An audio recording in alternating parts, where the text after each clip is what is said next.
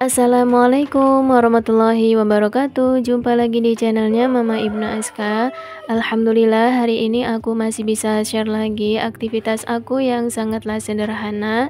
Ibu rumah tangga yang mempunyai 2 orang anak yang hidupnya itu di perkampungan. Nah, ini aktivitas aku di pagi hari, tepatnya jam setengah 6 pagi. Aku awali dengan nyapu teras rumah atau nyapu depan rumah. Biasanya sih kalau di pagi hari pekerjaan yang pertama kali aku pegang itu mencuci piring ya. Tapi nggak tahu kenapa di hari ini tuh yang aku pegang tuh menyapu dulu. Karena tadinya mau nyapu dalam rumah dulu ya atau mau mencuci piring dulu. Tapi karena ngelihat Anu itu lagi tiduran ya, setelah sholat subuh tuh dia tuh biasanya tiduran di ruang TV.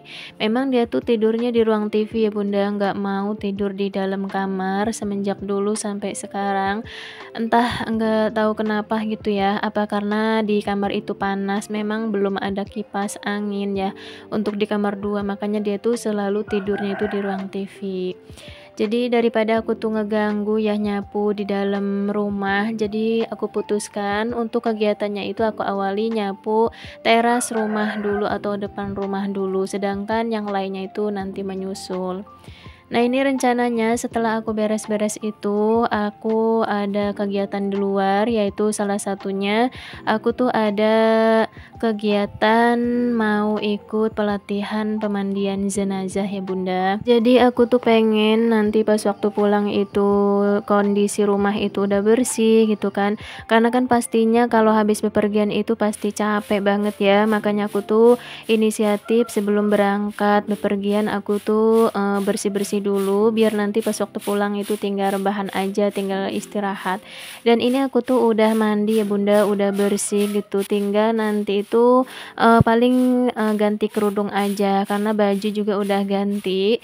Jadi rencananya nunggu Anu itu berangkat di sekolah dulu gitu, abinya tuh nganterin Anu sekolah dulu, baru setelah itu kita itu berangkat. Dan aku tuh udah masak ya Bunda, cuma nggak aku rekod pas waktu aku masak karena bener-bener ngeburu waktu gitu ya. Karena kalau semua di video nanti takutnya kesiangan. Nah, ini lanjut aku nyapu bawahnya seperti ini ya. Kalau untuk bawah sih sebenarnya nggak terlalu banyak sampah, cuma karena udah biasa disapu setiap hari, jadi sedikit ataupun banyaknya sampah itu tetap aku sapu Bunda. Ini udah mulai agak cerah ya untuk suasananya, karena ini tuh udah setengah 6 lewat gitu ya. Ini aku sapu-sapu seperti ini ya, doain ya Bunda, mudah-mudahan ada rezeki, biar terasnya ini semua bisa ke keramik gitu ya, biar anak-anak ngaji tuh enak gitu kalau udah semua ke keramik. Karena walaupun kelihatannya itu keramiknya itu atau terasnya itu luas ya Bunda, tapi nggak tahu kenapa kalau anak-anak tuh udah kumpul di teras semua, apalagi kalau anak-anaknya itu pada ngaji semua gitu, itu Masya Allah kayaknya sempit gitu ya. Karena anak-anak ngaji itu kadang pasang surut gitu Bunda, kadang rame, kadang juga sedikit gitu ya. Terus juga apalagi yang perempuan, kalau yang perempuan itu kan kadang ada yang lagi haid atau berhalangan gitu. Jadi yang namanya anak-anak ngaji itu kadang pasang surut juga gitu ya. Bukan laut doang gitu yang pasang surut. Jadi kadang anak-anak tuh kalau udah kumpul itu kayaknya kelihatannya walaupun si terasnya itu emang kelihatannya luas, tapi kayak sempit gitu Bunda, nggak tahu kenapa ya. Dan ini aku sapu-sapu sampai semuanya itu bersih. Biasanya aku nyapunya itu sampai ujung itu ya Bunda, dari ujung, maksudnya dari ujung rumah paman aku gitu ya, almarhum paman, dari sana sampai rumah aku gitu. Di sini untuk sampahnya itu bukan sampah daun-daun besar gitu atau yang terlalu banyak sampah gitu ya. Ini tuh lebih ke apa, kayak debu gitu atau kayak sampah kecil-kecil ya, kayak kertas gitu. Nah, ini kertas juga itu paling bekas anak-anak ngaji gitu, karena aktivitas atau keramaian di rumah aku ya, depan rumah aku tuh ramenya itu di saat malam hari doang ba'da maghrib. Adapun kalau siang atau pagi itu anak-anak tuh pada nggak ada di sini gitu, mainnya itu lebih ke atas gitu atau di sini mah ngomongnya di tonggo gitu ya. Kayak Dede Aska aja kalau main tuh sering ke tonggo gitu. Jadi di sini mah di rumah aku tuh di depan rumahku tuh ramenya itu ya di saat malam hari doang gitu Bunda. Oke, next setelah tadi udah beres nyapu depan rumah ya, udah bersih gitu, ini lanjut aku ke dapur menuju, rak piring, aku bereskan piring yang udah aku cuci semalam ya. Ini aku masukkan ke dalam rak karena aku tuh mau mencuci piring, karena kan penuh kalau nggak dimasukin ke, rak piring itu si peniris piringnya itu penuh, makanya aku masukin dulu yang udah keringnya.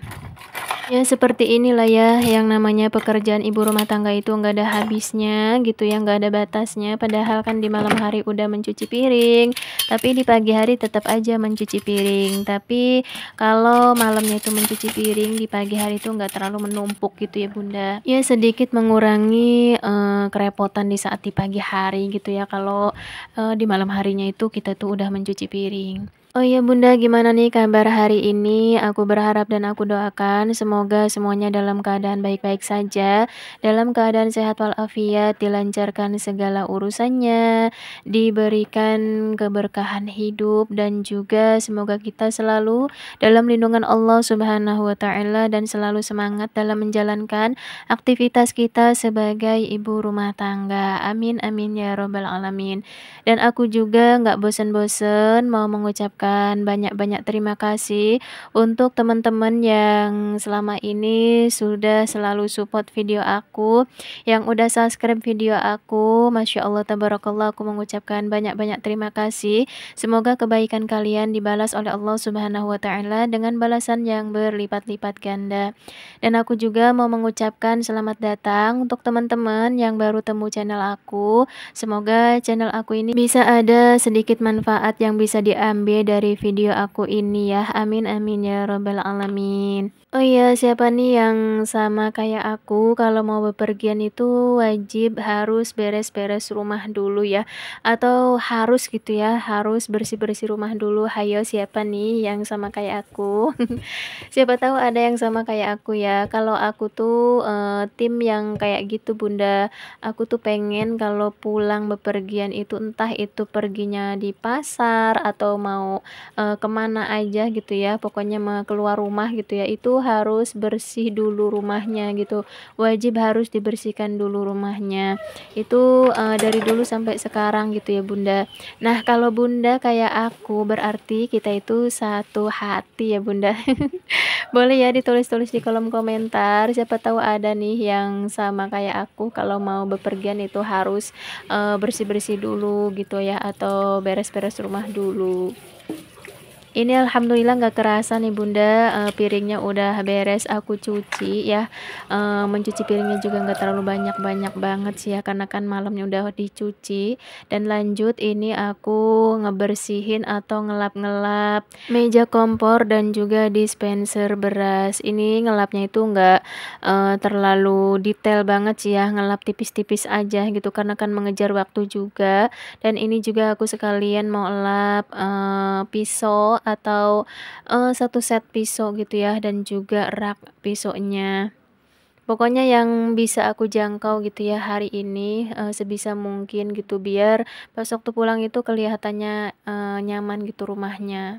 Nah, di sini sambil aku beres-beres rumah, sambil juga sharing-sharing ya Bunda. Ini tuh bukan aku bermaksud menggurui atau bukan untuk bermaksud mengajari, tapi lebih tepatnya itu kita sebagai manusia itu saling mengingatkan ya, khususnya untuk diri aku sendiri dan umumnya untuk yang menonton video ini.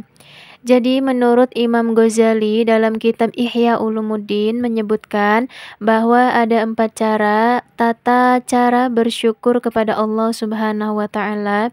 Yang pertama yaitu bersyukur dengan hati, yang kedua bersyukur dengan lisan, yang ketiga bersyukur dengan tindakan, dan yang keempat yaitu bersyukur merawat kenikmatan. Yang pertama bersyukur dengan hati dapat dilakukan dengan menyadari sepenuh hati sadari bahwa segala nikmat dan rezeki yang kita dapatkan itu semata-mata merupakan karunia atau kemurahan Allah Subhanahu wa taala. Mau kita dapat rezeki banyak ataupun sedikit, kita itu harus wajib mensyukuri semua itu ya.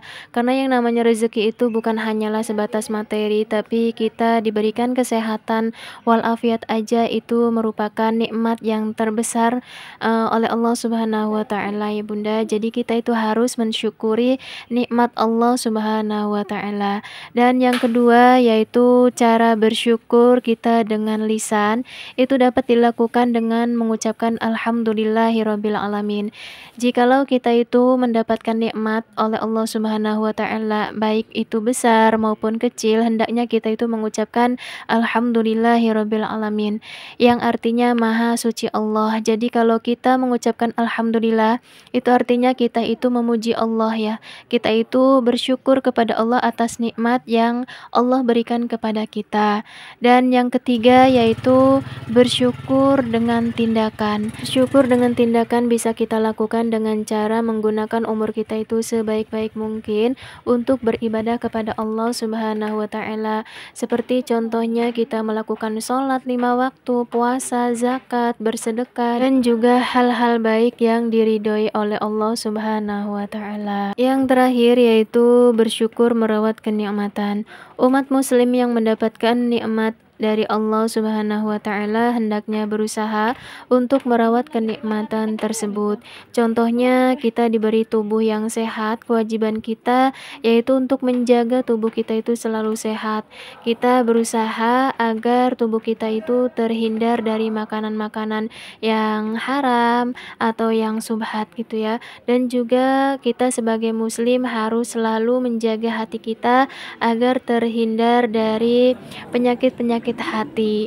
Dan juga kita sebagai muslim harus selalu menjaga agar selalu diberikan kekuatan iman dan Islam kita. Nah, itulah sedikit sharing untuk hari ini. Mudah-mudahan bermanfaat khususnya untuk diri aku sendiri dan umumnya untuk yang lagi tonton video aku ini. Dan semoga kita semua termasuk orang-orang yang bersyukur kepada Allah Subhanahu wa taala. Oke, next ini itu singkat cerita aku tuh udah nyampe di tempat pelatihan pengurusan jenazah. Aku alhamdulillah hari ini ada kesempatan untuk mengikuti pelatihan pengurusan jenazah ini. Nah, kenapa aku terjun ke pelatihan jenazah ini? Karena aku tuh pingin ya hidup aku tuh bermanfaat untuk orang banyak. Terus juga aku niatkan ini tuh sebagai ladang ibadah aku nanti buat tabungan di akhirat gitu ya.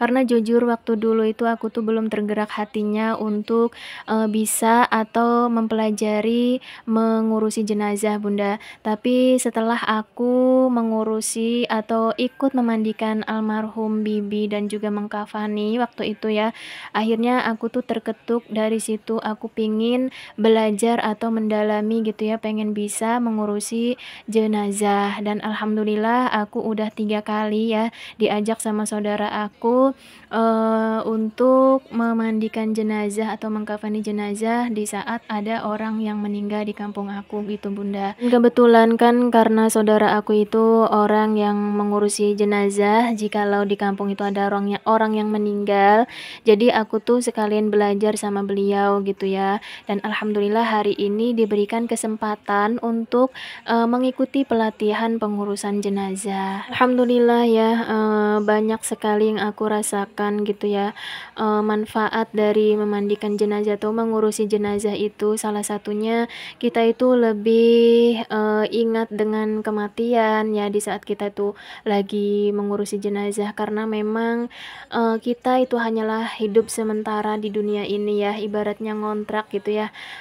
Kita tuh entah kapan waktunya pasti akan diambil juga, dan kita tuh akan merasakan kematian seperti mayat yang kita urusin gitu ya, atau jenazah yang kita lagi urusin ini. Jadi Masya Allah gitu ya, aku tuh bersyukur Allah ketukan hatiku gitu untuk mengikuti pelatihan jenazah ini, karena di samping itu tuh banyak sekali manfaatnya, salah satunya untuk selalu mengingat akan kematian. Dan mungkin untuk video kali ini sampai sini dulu ya Bunda. Mohon maaf apabila di sepanjang video aku tuh ada salah-salah kata atau kata-kata yang kurang berkenan. Jangan lupa di like, komen, dan subscribe. Wassalamualaikum warahmatullahi wabarakatuh.